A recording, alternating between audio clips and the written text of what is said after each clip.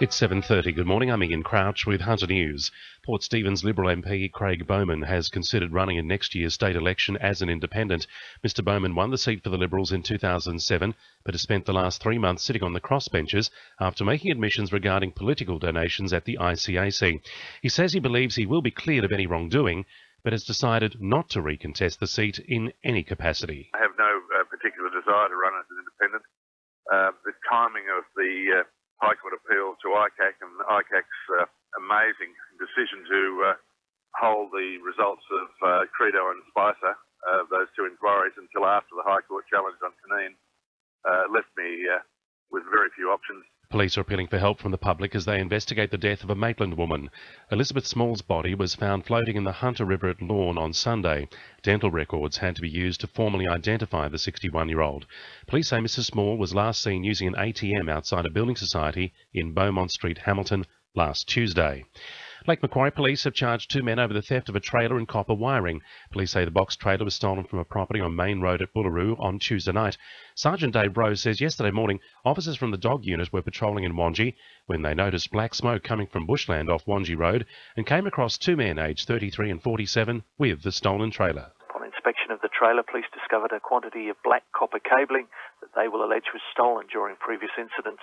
A further amount of cabling was also discovered in the nearby fire.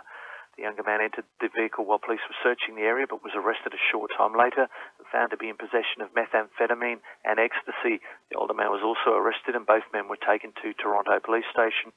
The future of the city's railway line has once again been thrown into the spotlight, with Newcastle Labor councillors lodging a notice of motion to stop the planned closure. Labor argues public transport targets won't be met unless the heavy rail is retained.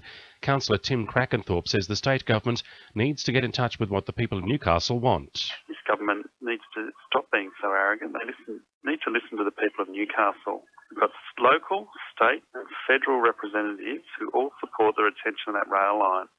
So it's very, very dismissive of this government to just continue in the face of that sort of opposition. The great white shark, which has been spotted in Lake Macquarie, now has a fishing hook in its mouth, prompting fears someone is trying to catch it. New South Wales Fisheries says anyone caught threatening, harming or interfering with a great white faces a $55,000 fine and 12 months jail.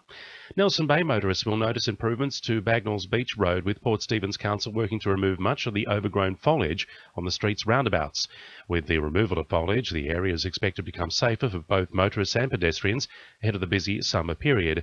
Council's Public Domain and Services Section Manager Peter Matwijo says the work is part of a wider plan for landscape upgrades to the area. A roundabout which is at Stockton Street at the entrance to Nelson Bay.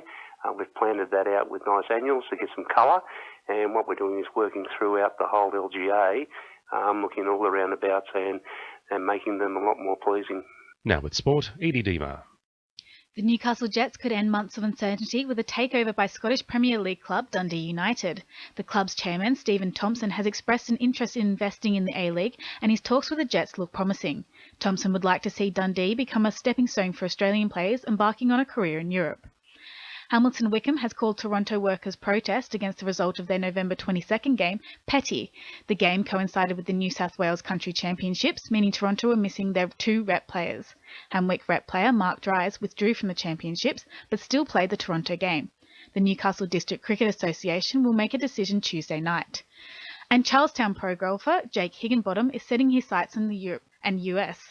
If Higginbottom finishes in the top 3 of the Australian PGA Championships, he will be in prime position to compete in the European and US Web.com tours.